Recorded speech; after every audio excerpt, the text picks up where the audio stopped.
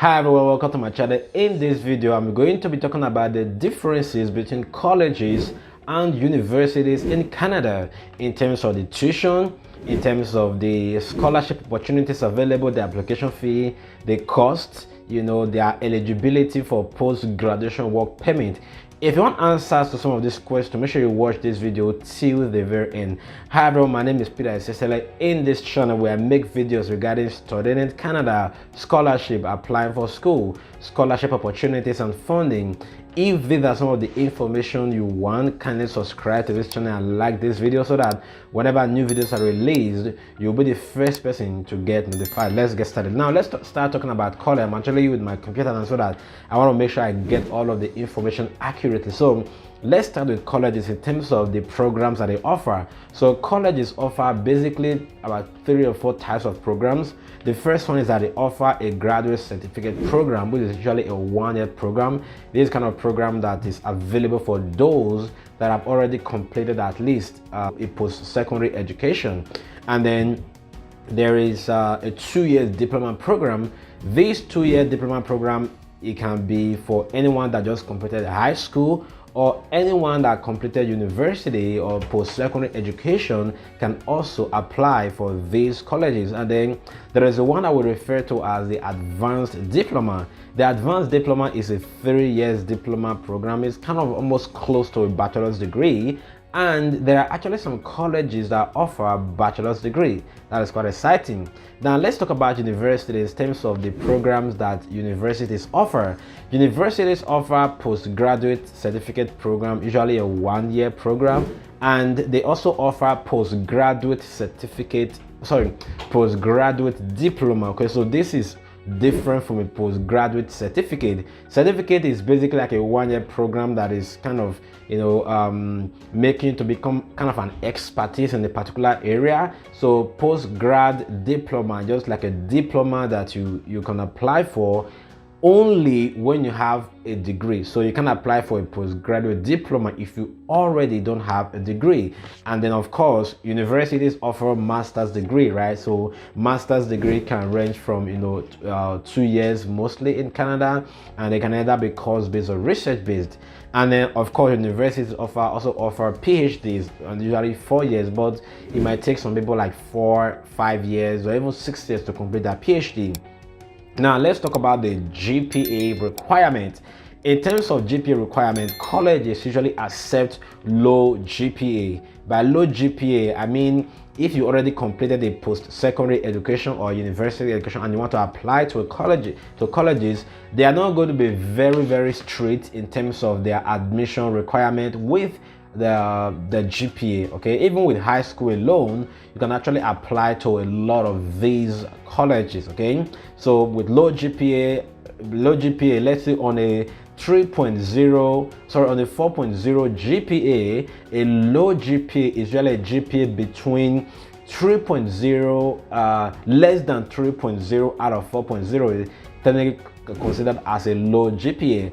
And on a 5.0 scale, anything below 3.6, 3.7 out of 5.0, it is considered as a low GPA. Okay, so for university, it is very hard for them to accept low GPA. Okay, most of the universities that I know of in Canada, they accept GPA of 3.0 out of 4.0, and then minimum, and then 3.7 out of 5.0 on the 5.0 scale. And in terms of percentage, most of the universities will tell you at least a 70% average in the last 60 credit or 60 unit, basically, which means that even though your first year was not that good, if your third and your fourth year are fantastic and you have very excellent and good grades, it's also possible to get admission into universities. It depends. There are some schools that will tell you overall, okay, those that will tell you 60 credits, so they will start counting from your 4th year.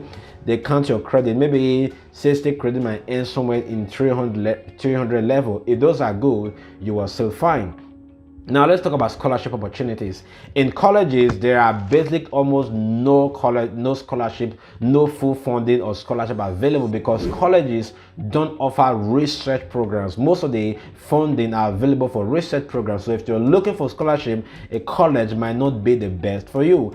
They might offer a little bit of partial funding, maybe like $1,000 or $2,000 on rare occasions.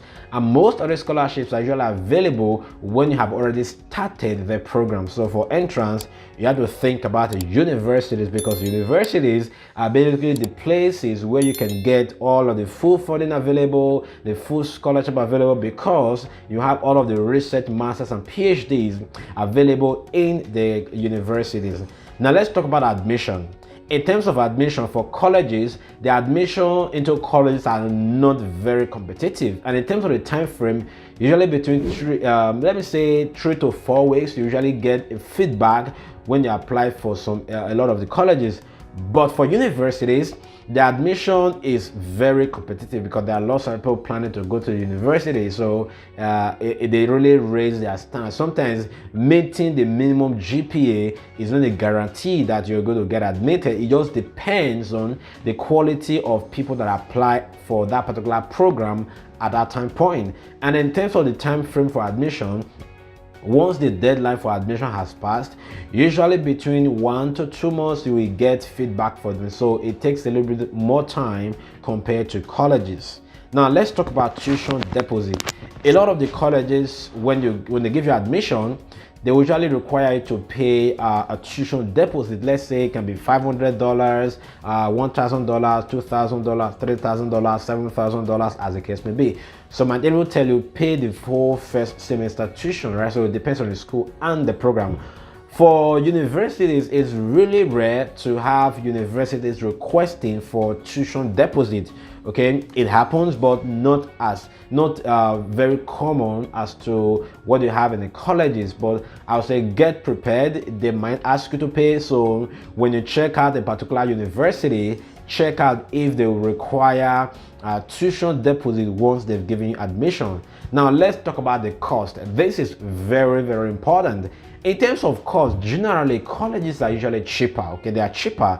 For cheap colleges, you usually have tuition around, let's say, $9,000 to $13,000. I usually consider low tuition.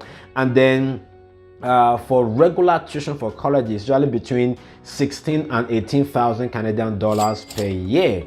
Okay, for universities, if you see cheap schools in cheap universities that are $9,000 to $12,000 to $13,000, those are really cheap schools, right? You can see those ones. I can't mention all the names now, but I'll try to leave some links in the description. I've done a couple of videos on that, on the cheapest universities in Canada.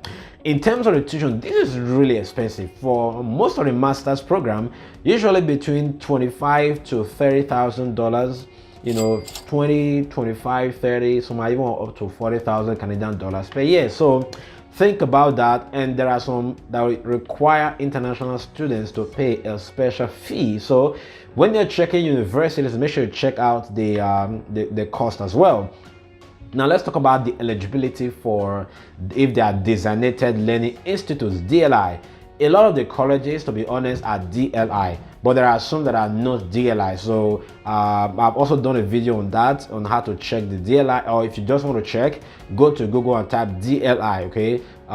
Click on the province where you're applying to, and based on that province, just select a school, and then you're going to see if it's a DLI institute or not, okay? So most colleges are, okay? In terms of eligibility for post-graduation work permit, most of the colleges certainly are eligible for post-graduation work permit, which means that if you apply for a 2 years program, you'll be eligible for a 3 years post-graduation work permit. Whether colleges or universities, it doesn't matter. If you do a 1 year program in a college, you're going to be eligible for a 1 year post-graduation work permit. Most of the universities are also designated learning institutes, except few of the private universities. Majority of them are DLIs. Then it is in terms of the post-graduation work permit, okay? Not all of them, probably some few private universities that not all the courses there are eligible for post-graduation work permit, but majority of them are eligible for post-graduation work permit. So it's the same. If you do a 2 years program in the university, you'll be eligible for a 3 years post-graduation work permit. If you do a 1 year program, you'll be eligible for a 1 year post-graduation work permit.